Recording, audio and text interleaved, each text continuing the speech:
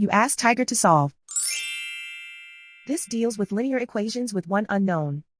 The final result is m equals 18. Let's solve it step by step.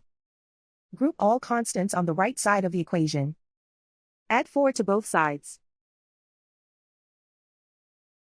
Simplify the arithmetic.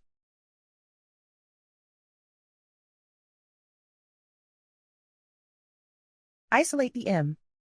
Multiply both sides by inverse fraction 2 over 1. Group like terms. Multiply the coefficients.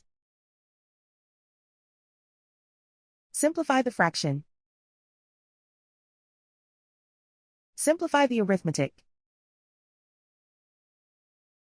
And so the final result is m equals 18.